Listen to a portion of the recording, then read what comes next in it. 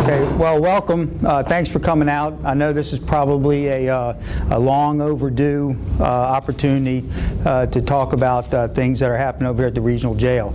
My name is Bob McCabe. I'm the sheriff in Norfolk. I have been for 23 years, and I've been over here. This is my second full week of being here.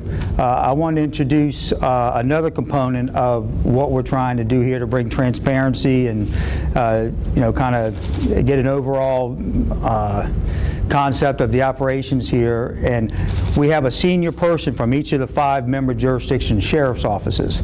And so I'll go from my left, Lieutenant Colonel Dave Hackworth from the Chesapeake Sheriff's Office, Colonel Clayton Bennett from the Chesapeake Sheriff's Office, Lieutenant Colonel, or Major Wells Major from the Hampton Sheriff's Office, Lieutenant Colonel Chris Waltz from the Norfolk Sheriff's Office, and Lieutenant Colonel Jeff Verkakis from Newport News. Colonel Rucker from Portsmouth is also on the operations review team.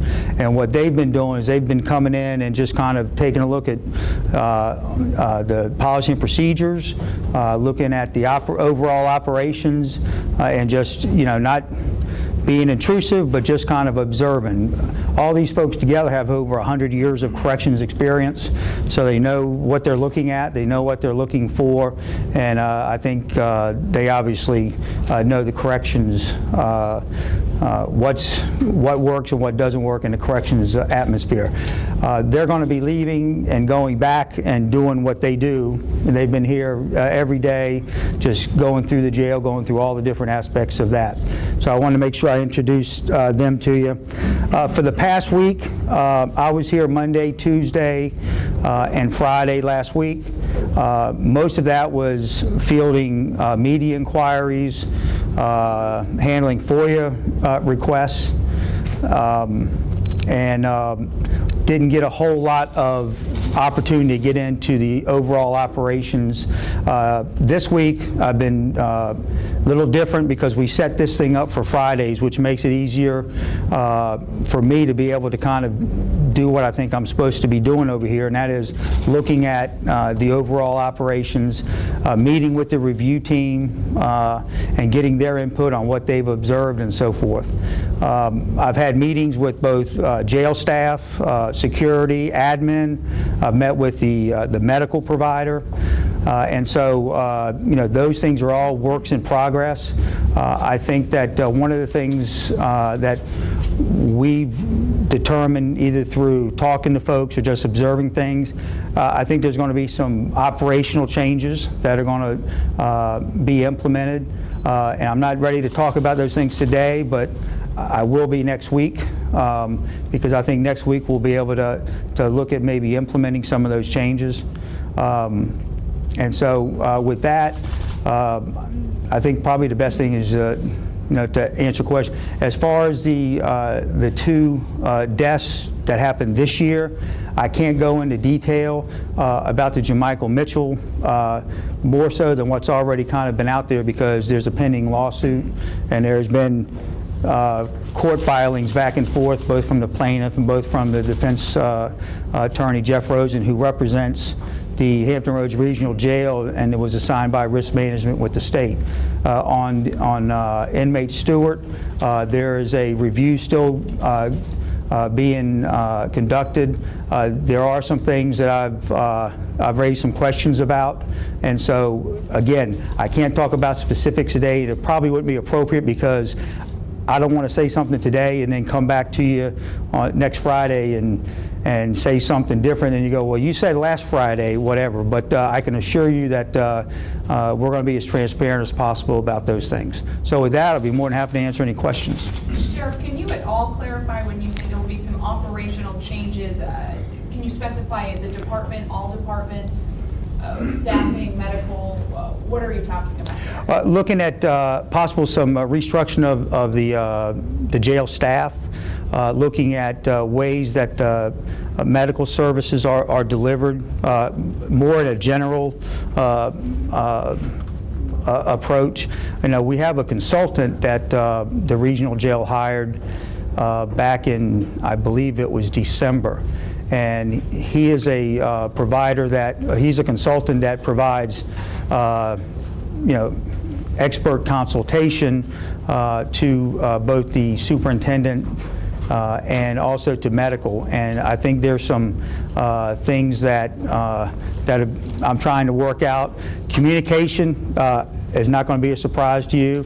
Not only has there been a problem with communication with the media and with the public, there's some breakdowns in communications between jail staff, between medical, and not following up on things, not returning phone calls and things like that. So we're just trying to kind of, in fact, the other day I brought the medical department in, and I brought the jail staff in, and I said, look, I said, you know, whatever things that you have that are of concern to you, or you like to see done differently, or you think maybe need to change, let's get those out, and then let's all put the same jersey on, and let's go about the mission that we have. And let me just say, that's not uncommon in correctional settings. When you have whether it's a food service provider or a medical provider, you know, sometimes there's that transition period of getting, you know, they want to do something a certain way, whether it's they want to feed at a certain time, jail staff, you know, says no, we're not going to feed in because we've got to pull people out for courts and visitation and things like that. So nothing extreme, but something I think is I think looking at the stuff that we're looking at possibly changing, it's going to be better for the overall operation. Sheriff, you touched a little bit on Stewart. Without going into the investigation too much, his family had complained to us that they were not provided information during all of this. Have you guys at least been in contact with the family? I believe the Portsmouth Police Department had called them, and I was asked this question, and I forgot who it was. It might have been Deanna from Wavy. When there's a death in a facility, and unfortunately, this is one thing I've said for 23 years, people are going to die in jail. People are going to commit suicide in jail. People are going to bring contraband into the jail, whether it's civilian contractors or sometimes jail staff. But if there's a death and the local police department comes in to investigate, then the investigation is theirs. You know, we don't get involved in that any longer. The police department will do the press release. The police department will contact the family because they know the particulars and so forth. So once we turn that investigation over, that's what the proper protocol is. I know I've been called before in the past if we had a death and they said, well, you didn't do a press release. We don't do the press release because we've turned that over now to the police department, and the police department does that. Hopefully, if you're working together, there'll be some input from if the jail has a PIO with the police PIO. And in what ways will the jail be more transparent now? I think I spent the first week calling back reporters or answering reporters' calls, talking to inmate families who called and said that they, you know, hard time getting through to folks. So we've been answering every call, following up on calls, and so that's why I want to do these Fridays, because I mean that was, you know, 8-9 hours a day just doing that. And so doing this and answering as many questions as we can. You know, one of the things I was fortunate enough when I first got elected was I was taught that, you know, you give out as much information as you can.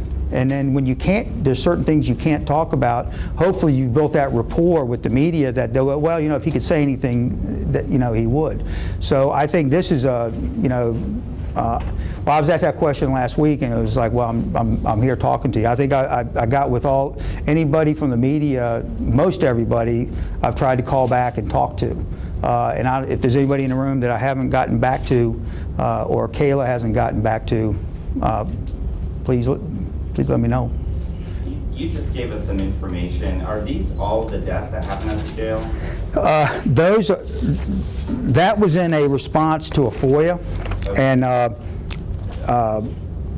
this is a list that was started 3 years ago by one of the staff members here. So these are the deaths in the last 3 years. And, you know, one of the things I wanted to mention is, you know, the jail for years and years has averaged about 4.4, but approximately 4 deaths a year. And that's not really out of the ordinary for a facility like this. This is the only jail that I can find, and I've talked to people around the country, that has really 5 localities at a good size that are the feeder jails and are sending most of their acute mental health and medical, extreme medical cases over here. I can tell you from Norfolk, I've been doing it ever since it opened 19 years ago, our most acute mental health and medical folks that cost a lot of money. For instance, we have a number of people in here, it's $8,000 to $10,000 a month for medication. You know, so you're talking about one inmate, $120,000 a year. That's just for the medication, not talking about treatment and any operations and so forth. So for having that type of inmate clientele, there is no other jail that I've found in America that we're basically you have prison infirmaries and prison hospitals. This is basically a jail hospital.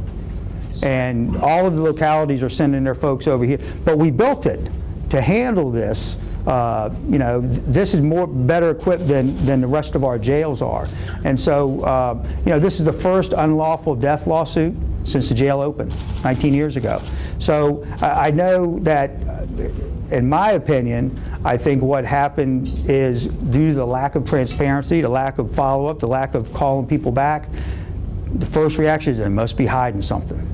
And I've said it to a number of people in here I've spoke to. This is a self-inflicted wound that we did to ourselves by not communicating, not getting out ahead of it.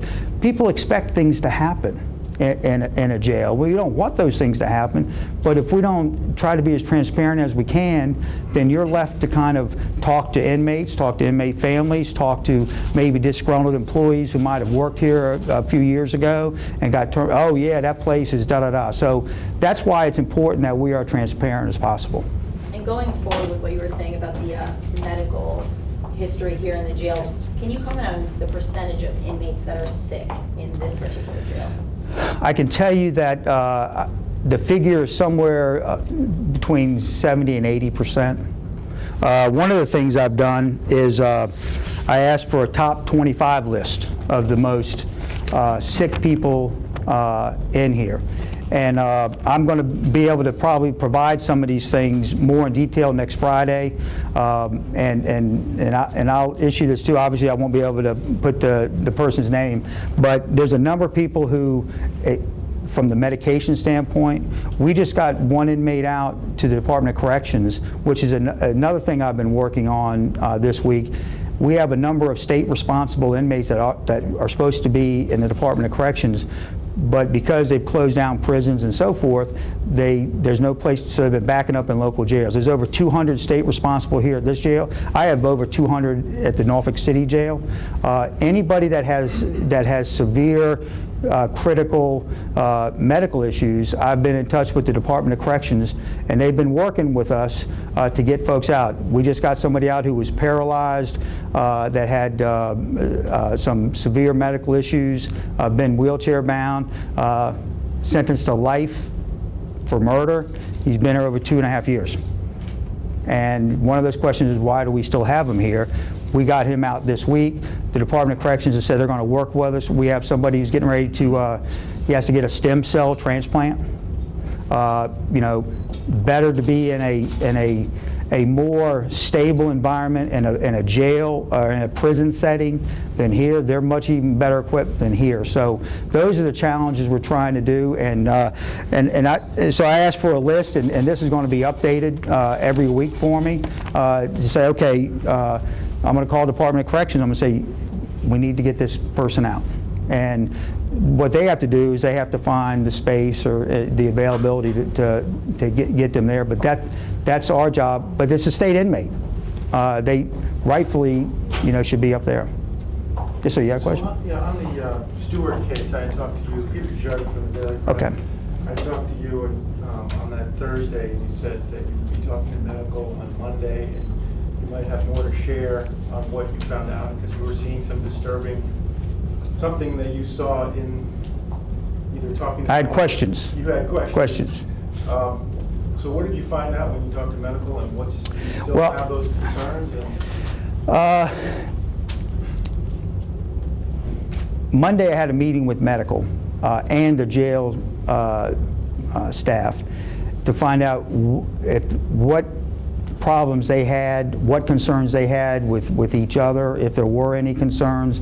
And so those are the things, by meeting with them, by the operations review team has been, been all over, asking questions and just observing, and with their input, I think that next week we're going to probably decide on which route we want to do as far as what changes we want to make. That's why next Friday I'll be able to, when you say, hey, what changes did you make? Then I'll be able to say, okay, here's what we did. We moved, this around. We decided to do this differently.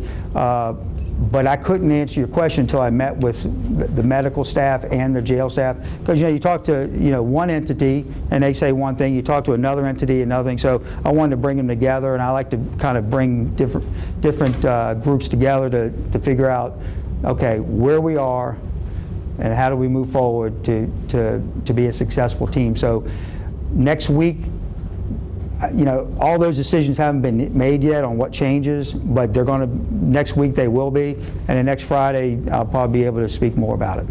What about, but in terms of like Henry Clay Stewart's death, you had said when the board was briefed by David Simons that he said it was a natural death and there were no concerns, but you said you're not sure about that anymore from something that you saw.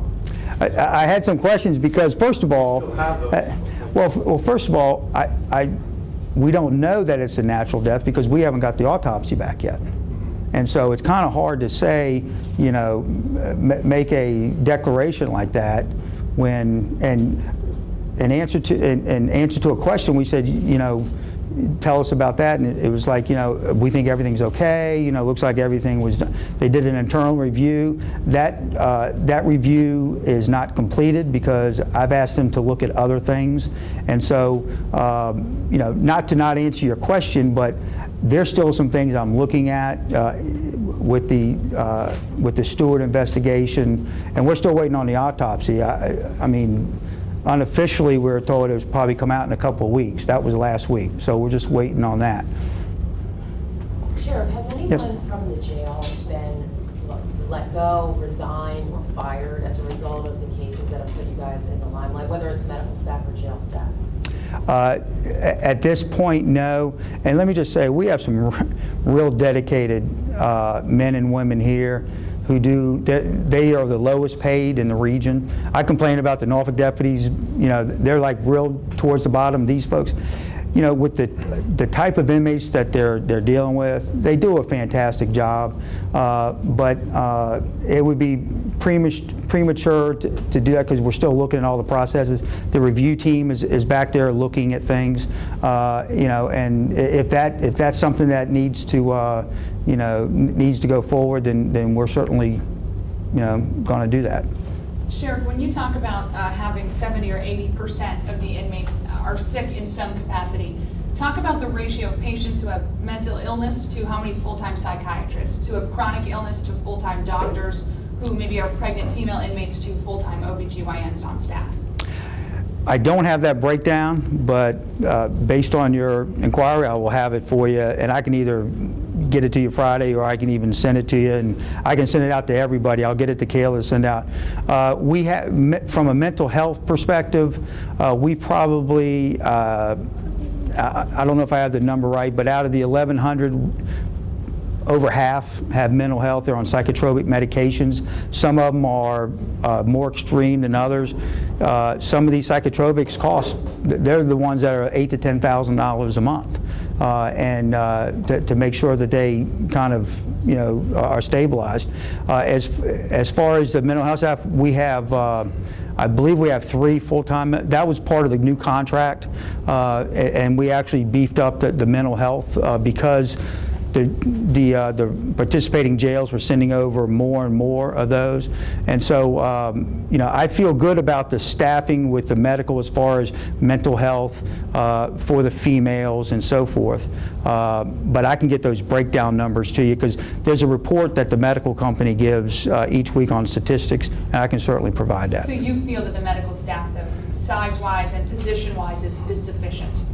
I think so. Remember, this is the same company that's in 4 of the 5 jails, and I think they have a good reputation. But like any company, they're only as good as the local folks they have on the ground here, and as good as the oversight from the facility that they're working in. But it's a different company than was in when, say, Mr. Mitchell died. Right. And they were terminated. Well, their contract was actually up, so it was actually good timing, or they very well may have been the contract may have been terminated based on some of the things that I've seen. But I don't want to say too much on that because that's a pending lawsuit. That's good though. You got me on that one. Sheriff, did Superintendent Simons get a severance package? He did not. As far as Superintendent Simons, he had put in his papers to retire several months ago, and it was kind of misrepresented as far. He wasn't ousted, he wasn't terminated, he wasn't, kicked out the door. The board had asked him if he would stay on beyond October 1st if we didn't have a superintendent in place, and he said he would. And what the board decided to do was exercise him being allowed to just go ahead and retire October 1st, and which was his plan all along. So he wasn't ousted, he wasn't terminated. So he's been on administrative leave since the middle of last week. He will officially retire on October 1st. And so I'll be the interim until we find and hire a new permanent. Why did the board make that decision? It was obviously the transparency and lack of communication. I know that I was disappointed that when the Stewart death was reported, and everybody talked but the people here at the regional jail. And personally, I can only speak for myself, I just would have expected a press release to be already written in response to anything, and it wasn't. And so one went out a few days later, but I had spoken to him and a couple of the other sheriffs. And let me just say, I'm over here as the interim, but I'm getting a lot of support from the other sheriffs who are obviously, and we talk every day, the sheriffs and I, and giving updates. The operations review team, they're letting their sheriffs know because they're part of the board as well. And that's one of the things I'm proud of, is the fact that we're all stepping up. I just happen to be, right across the water, and I've had, in this, out of the ordinary running 2 facilities, there's a number of places around the country where you have jail annexes. There might be 2 or 3 different jail facilities that a sheriff has. So it's actually quicker to get from the Norfolk City Jail here than it is for me to go from the jail in Norfolk to my house. And I live in Norfolk, so. Sheriff, do you know how Henry Stewart's family got a copy of that grievance form? My understanding is that was in his property bag. See, when an inmate is released, all of their property, they have a property bag, everything goes with it. That particular grievance was in his bag, and I don't know if there was others, but that's the only one that I only know it from what was reported. But that was in his property bag. Do you know how many he had filled out before he died? I don't know the exact number, but he had filled out more than a couple. Would some of these procedural changes deal with the emergency medical grievance forms? Yes. And will we find out more about that in a week? Yes. You say more than a couple. Can you define that a little bit more? Is it more than 10? Well, see, I don't want to give a number, because if I come back here and at some point and say, it's not the number that I said on September whatever, then I don't want to get. But he had several. I just don't know what the exact number is. More than 5, more than 10. Okay. So you're trying to get me. Okay, no, I'm just. Deanna already got me once already. But that's one of the things we're going to be looking at is emergency grievances should be utilized for emergencies that need to be addressed right away. Medical is not one of those things that you should be putting down on a piece of paper. If it's an emergency medical situation, that's when somebody should pick up the phone and call medical and not put it in a form to where then it goes through the route and so forth. If the form was turned in, then how would he get it in his bag of possessions? He would get a copy, carbon copy. A copy from himself? And that's what we have, most jails do it, because what happens is, somebody will go by and say something to a deputy or a corrections officer in this case, and say, hey, I put in a request, and then they'll call up and go, I didn't, we haven't received it, or, I'm supposed to get my medications, I didn't get my medication, they'll call up there. And so all of us, I think, have any copies that we have, whether they're appeals or grievances, there's a carbon copy, so they have it on their person, so they can say, show it to the deputy, and it kind of makes the process go quicker for the deputy to be able to act on it. On the Mitchell report, you had said you were still deciding on whether, or how much of that could be made public, internal investigative report on that. On the Mitchell? Yeah, on the Mitchell case, the one that the Attorney General's asked to be released. So is that something that you are going to release, or? I don't, if I talked about the Mitchell one, I might have misspoke, only because there is a pending lawsuit in that one, and that you generally don't ever release those things. One of the things I am going to release today is a video, the Michael Mitchell video, and I think it's either 11 hours or 14 hours or whatever. And I was asked by, I forgot who, are you going to release it? And I didn't even know about it. And then I heard that there was one reporter that was allowed to see it. And so when I was told that, I'm going, well, how do you let one reporter see it and I let the rest of them see it? So it didn't make any sense. So we have copies, and that's what's, if you hand those out already, and so those are video. When it comes to the Michael Mitchell case, there's attorneys signed, they're doing, back and forth stuff. There's going to be discovery that the defense will get, and sometimes defense counsel, releases things that they want to release. But I don't think it'd be appropriate for an internal investigation to be released if there's already a pending lawsuit going forward. Well, the Attorney General asked me back in June by letter that, I think you saw that, the letter, that, hey, if you can't release it publicly, can you release it to us, to the other state agencies that need it? That would be appropriate only because the Attorney General is the highest ranking law enforcement officer in the Commonwealth of Virginia. And when you don't respond to that person, then it's already a problem when you don't respond to the media, but when you don't respond to the Attorney General of the Commonwealth of Virginia, and that's what happened. He said, thanks for your letter, but, Well, he cited the lawsuit. So, is it something that? But see, it's different. It's like if the state police come in here and investigate something, they're going to be privy to internal investigations because they're a law enforcement agency conducting an investigation. But there's certain things you obviously share with, and you should share with them. But to just release it to the general public when there's a lawsuit already filed and all that, I think that's when you kind of start, having to kind of say certain things we can't release. This video, I can tell you that probably 5 years ago, videos like this wouldn't be released.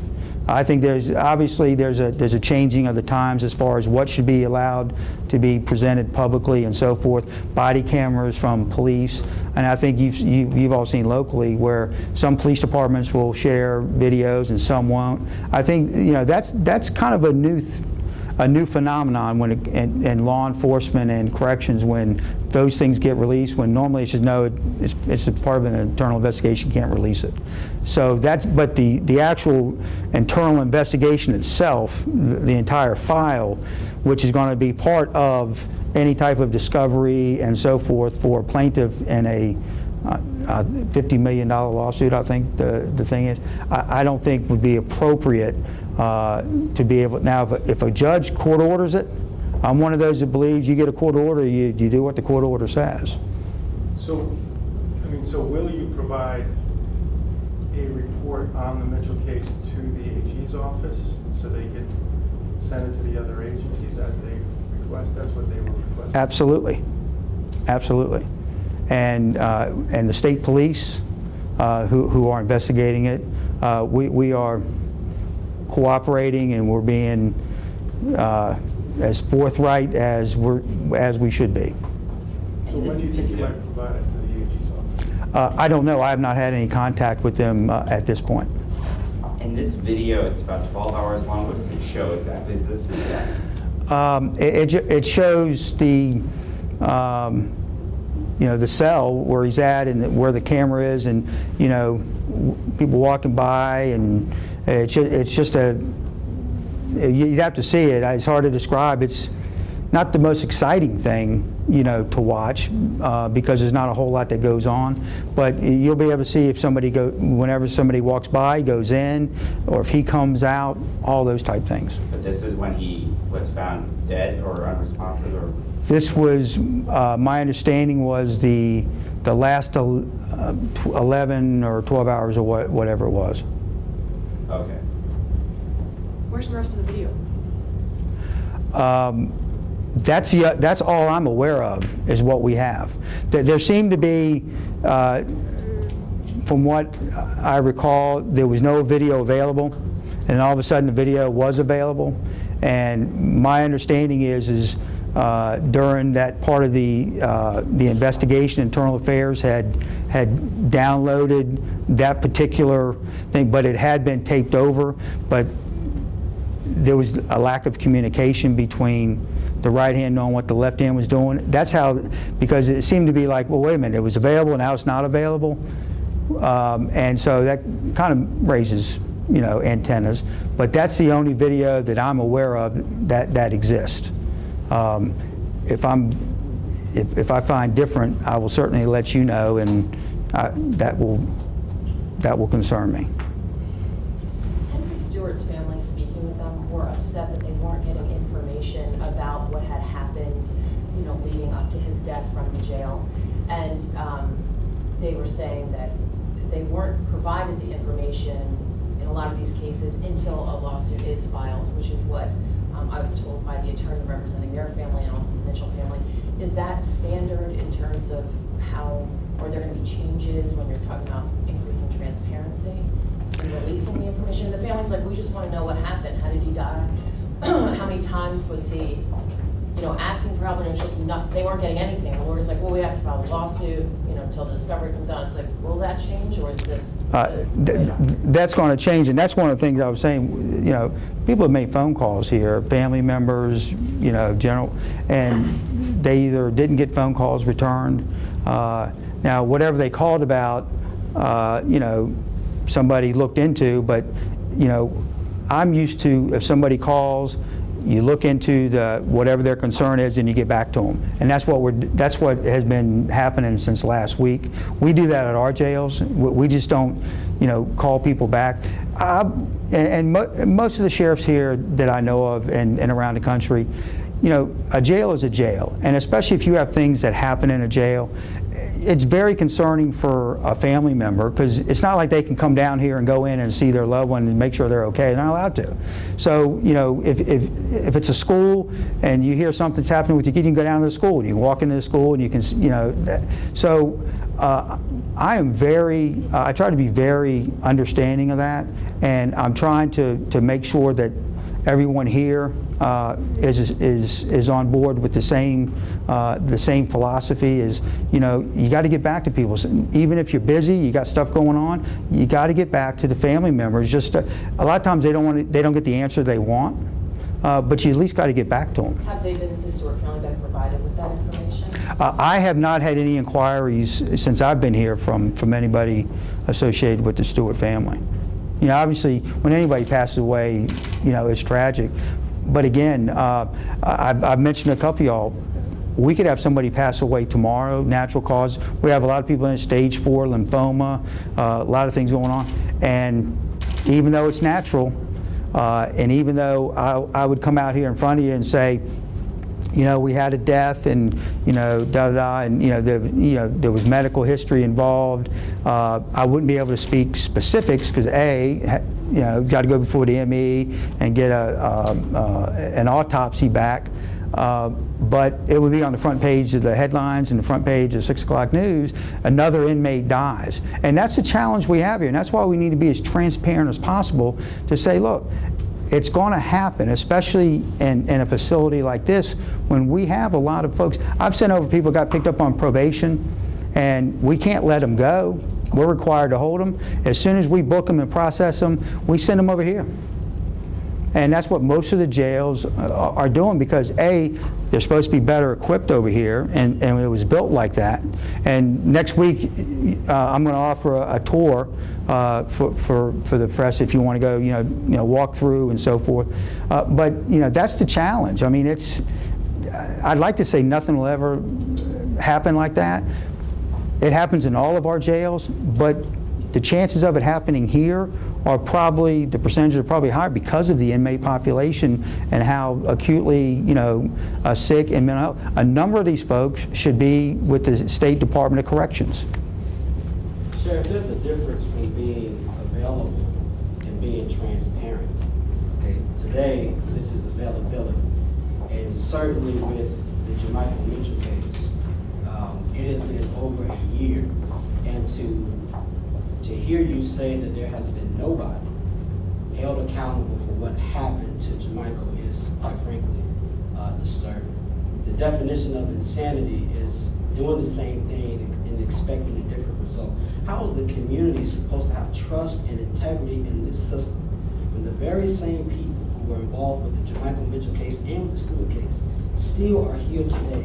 And you have said, and I know you're new in your interview, but you have said that you have a level, that these are good employees, et cetera, but you haven't been here long enough on the ground in this jail to actually know that. And so it's concerning, Sheriff, to say the least, that we have this availability, but not transparency. And I would hope that the next time that you avail yourself to the public, that we would have a high level of transparency, more facts, more information. Because that list that you said, you have 25, I think you said 25 inmates that are on that list. What are you doing with that 25? I mean, this is not death row.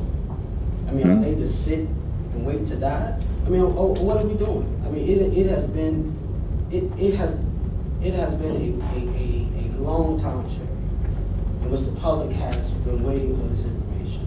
And so today it was an expectation to have more information, but this is availability. This is not transparency. Can I ask which? My name is James Boyd. I'm president of the NAACP. Okay. And I should be quite honest. If we haven't had a conversation, you haven't reached out to us at all. But I would hope that the next time we will have a level of transparency. To have the steward have.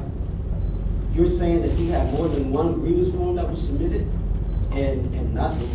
And with Jermichael to sit in his own feces and die, and then a year later we still have this availability level and no real accountability at all. That's Sheriff, that is concerning. Well, And then today is, to be honest, it's not all your fault, you knew, but this is disappointing to the community that has sat and watched this happen. Oh, and we hear the situations of inmates who have serious medical conditions that could die any moment.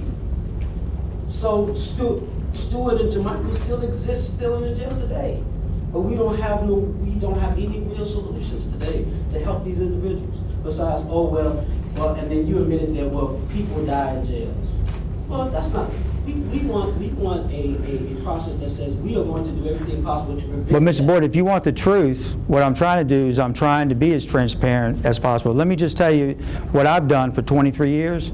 The president of the NAACP, the last 3, have access 24/7 into the jail. If they get a complaint, they can come in escorted and walk into Norfolk City Jail at 10 o'clock at night, 2 o'clock in the morning. It started with Bishop L.P. Watson, James Rivers, Tristan Bro, Joe Dillard, all those guys. So what I'm saying is I've been here for 2 weeks, Gotcha. but one of the things, do you happen to be an attorney? Because I'm not familiar with, No, I'm not okay. attorney, but I am a citizen of course with Okay. been here, and again, have been involved in these processes. This is not an attack against you, okay? This is not an attack against you. What I'm saying is, and I know all those NAACP presidents you talk about, okay? And the thing about it is this is not the White House. I'm not interested in it. I am interested in making sure that the citizens have the level of transparency that we deserve, and that people that come into this jail, if they have medical conditions, that they're being serviced. And I believe, and I think you don't believe in this either. These inmates, even though whatever they can, this is not death row. So we have to have a level of transparency, Sheriff, that's better than what we get today, to be quite honest. And that is not, again, that is not entirely from you're new. But I'm just trying to tell you what the expectation of the community is, so that you are aware of it. Okay.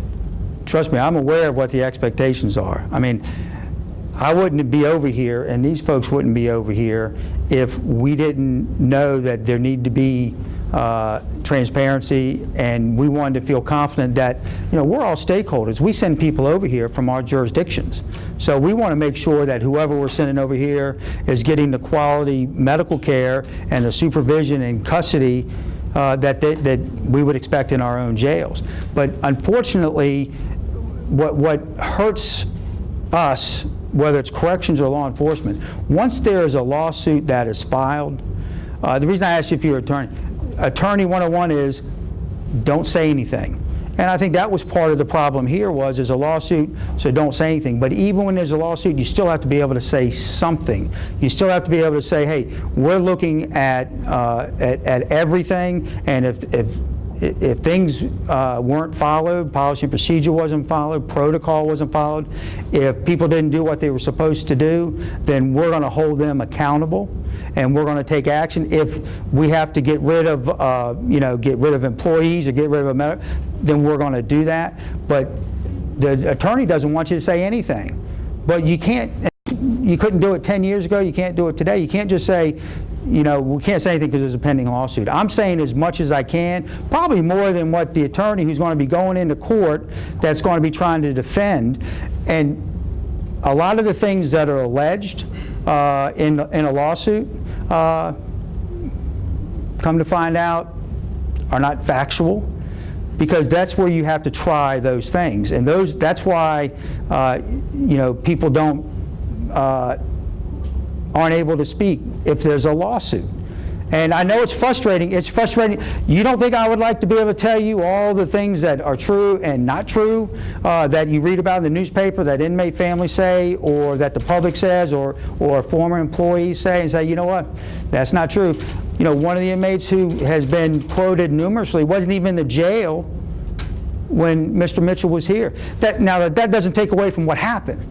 But when you look at things, it's so easy to say, this is what happened, this is what happened, and what are you going to do about it, what are you going to say? There's going to be an opportunity to do that, but I can't say those things. So you think you're frustrated, we're frustrated, because we'd love to be able to say, hey, here's what happened. I think for the most part, the security staff did a good job. I was asked by some... See, that is what, yeah. And we can have a further conversation about this. Sure. But I'm saying, I'll follow up with you after this if you're available. Absolutely. But what I'm saying to you, Sheriff, is that you're saying that you are relying on the same individuals to inform you on what happened. And my thing is, how can we have integrity in that process? You're saying you're going to change all these policies, but you're working with the same cast of individuals who are there. So how do you have a level of integrity that you're getting the right information? I think, Sheriff, honestly, I think you should welcome the federal investigation. It ought to be an independent federal investigation. And you say, you know what, We welcome, I have said we welcome the state and the federal, and the state's already in here. The Inspector General is in here. I welcome that. I'm one of those, and I've gotten several calls from members who have family in Norfolk who say, oh, we're glad you're there. Well, you know what, it's not because I'm this special guy, it's because I've always been transparent as a sheriff in Norfolk to say, hey, here's what's going on. Sometimes it's not good, but we got to own it. And so, but to say that I have a lack of integrity, I'm privy to things in an investigation that are not made public, that you're not privy to, and the press is, but when it comes out in court, then those are things, unfortunately, sometimes those things take 3 and 4 years, but there's also a court of public opinion, and that's why you would at least have to address those concerns. You know, my concern, and everybody here that has inmates coming over here, is, you know, we want to make sure, and we're confident, and the public, we want to hopefully restore the confidence that people who come here are being treated both from a human nature way, a custody way, but also are provided for medically, and that's what we're all about. So I'll be more than happy to meet with you after this, if you got time, or whenever you're available. Yes, sir. I'm Okay. not the hijack. Okay. I'm just saying that. Yep, we're gonna move forward, I'll get. Right. I'm just saying, Excuse me. let me finish what I'm saying. What I'm saying is that we just, at this point, Sheriff, it is, we hope that whenever you do come out again, if you say this next week, that we have a greater level of transparency in these processes, because again, today, it's falling short of that. But again, Well, unfortunately, there will be, but it won't be with the Jermichael Mitchell, because there's a lawsuit. So, you know, I'm not going to tell you, I'm going to come out here and tell you more about that case. I'm saying as much as I can, and a lot more than what I probably should when there's a lawsuit. But I can only say, based on my reputation, that's all I got is my reputation. Sir, on Any other the questions? Stewart case, you said that the internal investigation is still pending. Do you have a time frame on that? And since there's no lawsuit, at least yet, on that one, is that something you would release, the internal report on that, once it's completed? Possibly, yes. Yeah. Do you have a time frame on it? No, I don't, because there was an initial investigation. I was told it was initial, and then obviously a new set of eyes is on it, so I'm looking at it, and I had some questions for them to go take a look at, you know, some other processes that happen and so forth. So I'll be able to give you an update on that next Friday, where we are. It may or may not be complete. It just depends on, you know, investigations. You know, they go where they lead you to. So there have been no immediate changes since you took over as interim superintendent? Oh, there has been immediate changes. The communication is 100% better. Everyone is talking to each other. I think some of the things that we've talked about that are happening here now, looking at the processes, I think folks understand that we probably need to change some of the way we do our daily business here, both from a security standpoint and from a medical standpoint, as far as how we how we see inmates, and just from an overall thing. I'll be able to be more specific and be able to tell you what we've changed and what we've done. But again, it's I'm going to try and talk about as much as I can. And there might be some things that I can't. But I tell you, the level of communication, people are getting their phone calls returned. If somebody gets a phone call and takes it in the front office up here, they're going back to medical. And they're not emailing, or they're not making. There's a sense of urgency. And I've told everyone, there's a reason why I'm here, and there's a reason why all these folks are here. And there's a reason why there's all this interest, because we haven't been transparent. We haven't been even acknowledged things. So the communication is, I know that's a general word, but people are talking to each other a lot better than what they used to. Sheriff, can you give me just sort of a kind of a, when you talk about transparency, and I think we're able to read between the lines in terms of sort of before and after, but can you just sort of outline, give me sort of a before you came on board, maybe a month ago, kind of how things were in terms of transparency, phone calls getting returned, what a family member might encounter if they called in, versus now, how that's being done in the last week or so? Messages would be left on a voicemail, and things would be looked into, but nobody got back with the family member that called. So they keep calling back and saying, did anything ever happen? There was times when if somebody was moved to a different assignment, and that number went, a call went to that number, nobody's answering the phone, nobody's, picking up the voicemail. Now, nothing that caused anything of, of an emergency, but from a if you call here and it just keeps going into a voicemail that nobody's checking, and you're not the only ones that haven't got phone calls returned. There's been other folks that that in the profession that have, from sheriff's offices that have called, didn't get a return call back. So I think trying to change that to where we have to have we have to answer every call and we have to get back to people. Follow-up is a big deal. If you call and leave a message and then, okay, my son says he's not getting his medication, you go back there. Or my son says that he's not allowed to have visits or something like that. You need to check into it, but you also need to call the family member back to let them know you looked into it, he's fine. But see, family members sometimes get frustrated because you can't tell them certain things about their medical condition. And you can't even tell a family member. And I had somebody last week, they were a little, why can't you, if somebody is not here anymore and they've not, why, FOIA, HIPAA laws are like 30 years or 50 years, which I don't understand that. I mean, so you still can't make any comments as if the person is still there. So there's a lot of things that kind of hamper us from being able to get the word out, but just being able to return phone calls. I mean, something that's basic like that wasn't happening. And you times that by 10, 50, 100, you can understand why, there was a problem with how people, were feeling. Okay. Do you guys have any more questions for him? Okay. Well, thank you all for coming. Next week we plan on doing another one of these. Hopefully, I'll be able to give you some progress on some of the changes that may be implemented, and then we'll do a tour. One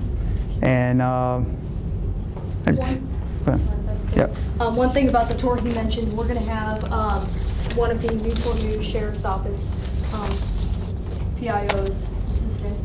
He's going to go around and shoot some generic footage of cells, medical facility, anything that doesn't show inmate faces. Obviously, to bring around all these cameras would be a giant mess. And just for security reasons, we can't have that.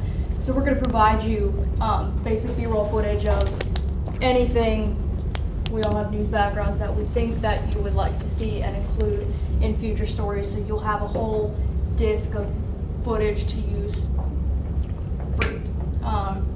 We'll have that to you when you come in on Friday. And so Friday will just be you. You can take notes, that's fine. But we'll make it as streamlined as possible. Hopefully that'll be okay. And I'll send out a reminder again on Thursday. And we'll have that taken care of.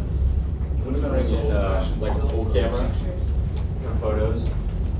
Yeah. I'm going to say no to that right now. That'll be up to the sheriff. What's that? Still photos. Can we get back to you on that? Yeah, sure, that'd be great, just for newspaper purposes. Yeah, well, one of the things you got to remember too, whenever it's tough doing that because not with the cameras, but with the regular cameras, because you can't get inmate faces, and if you get that and all that, so it's a little bit more. But in order to kind of get around and kind of see wherever you guys want to go, but let me get back to you on that. No, yeah, we're totally willing to play by the same rules, no inmate faces, all that. We're just trying to get that same B-roll footage. It's easier with still camera. It is. With the movie thing, it's kind of hard, and then you got to do that's what I'm told anyway. If it is no, and you want to make a list of requests of things that you'd like to see, we can take still photos for you. Okay. I'll I get know back. Alonzo Cherry from Hamilton is good at taking photos. He's done it for us. Well, thank you all.